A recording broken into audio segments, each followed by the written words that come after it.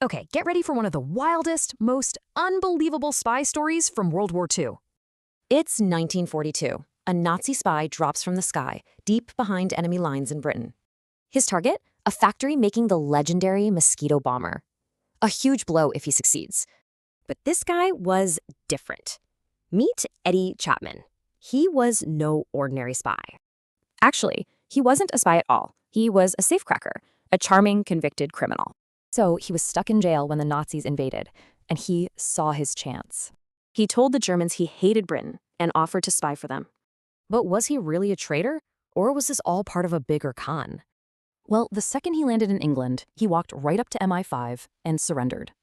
He spilled everything and made an incredible offer to become a double agent for Britain.